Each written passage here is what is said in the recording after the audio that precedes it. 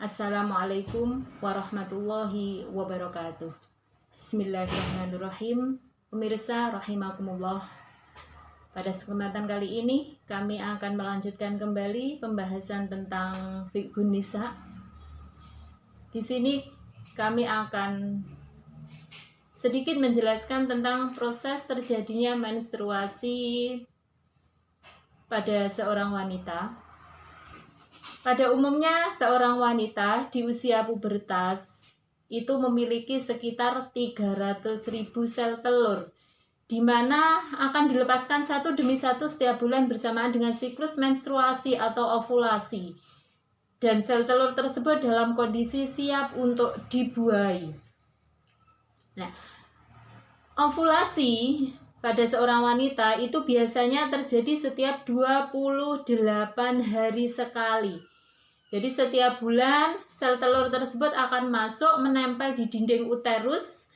Kemudian di situ semakin menebal, menebal terjadi proses penebalan. Lah, di mana ketika sel telur itu sudah terjadi proses penebalan di dinding rahim, terus ternyata tidak terjadi pembuahan, tidak dibuai oleh sel sperma, maka sel telur ini kemudian akan rontok dan keluar dari tubuh melalui vagina dalam bentuk darah menstruasi.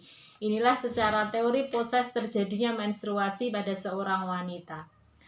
Ovulasi yang biasa terjadi 28 hari itu kalau kita perhitungkan dengan kebiasaan darah haid, seorang wanita kemarin sudah saya jelaskan bahwasanya paling sedikitnya darah haid itu adalah 24 jam, sedangkan paling banyaknya adalah 15 hari. Nah, pada umumnya, secara umum, darah haid itu biasanya keluar selama 7 hari. Itu cuma secara umum saja, namun kebiasaan wanita itu juga berbeda-beda antara yang satu dengan lainnya. Secara umum itu 7 hari, sedangkan suci itu secara umum 21 hari. Kalau kita jumlahkan jadi satu, pas 28 hari. Luar biasa. Ini merupakan keagungan dari Allah Subhanahu wa Ta'ala.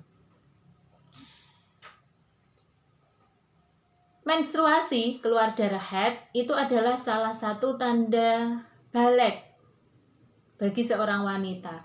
Tanda balik bagi seorang pria itu ada dua, yaitu mengeluarkan air mani setelah usia 9 tahun dan juga umur 15 tahun ketika dia tidak mengeluarkan air mani.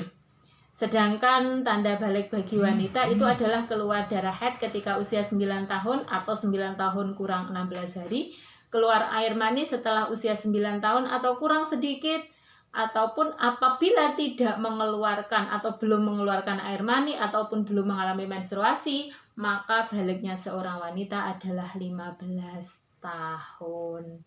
Apa itu balik? Balik itu adalah tanda dewasa. Jadi seseorang yang sudah balik, sudah memasuki usia balik, artinya orang tersebut sudah mukallaf, sudah harus melaksanakan kewajiban-kewajibannya, dan apabila kewajiban-kewajiban itu ditinggalkan, seperti halnya sholat, puasa, dan lain sebagainya, itu ditinggalkan, maka dia sudah mendapatkan dosa. Adapun usia penghitungan haid ataupun usia balik, itu yang dipakai dasar adalah tahun Komariah atau tahun Hijriyah. Kenapa kita tidak memakai tahun Masehi? Ada perbedaan yang mendasar antara penghitungan tahun Hijriyah dan penghitungan tahun Masehi. Satu tahun Hijriyah itu adalah 354 hari 8 jam. Sedangkan satu tahun Masehi itu adalah 365 hari 6 jam. Kalau kita kalkulasi, 9 tahun Hijriah itu adalah 8 tahun Masehi, 8 bulan 23 hari. Selisih sekitar hampir 4 bulan. Hampir 4 bulan, 3,5 bulan lebih.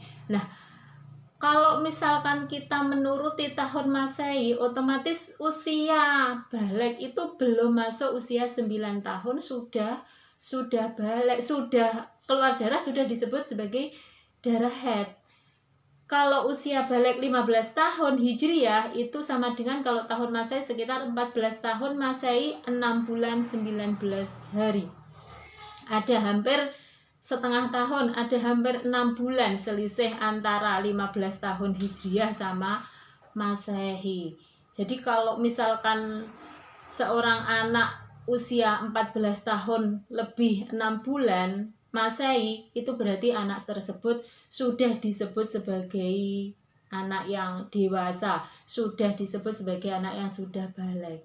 Makanya di sini kita harus benar-benar berhati-hati dan memahami bahwasanya hitungan usia haid ataupun hitungan usia balik itu yang dipakai adalah penghitungan tahun Hijriah atau tahun Komariah.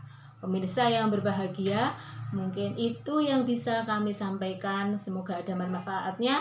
Jangan lupa untuk memutus mata rantai COVID-19 tetap patuhi protokol kesehatan 5M, memakai masker, cuci tangan, menggunakan air mengalir dan sabun, menjaga jarak, menghindari kerumunan, dan membatasi mobilitas dan interaksi. Semoga kita semuanya diberi kesehatan oleh Allah Subhanahu wa Ta'ala dan COVID-19 segera hilang dari muka bumi.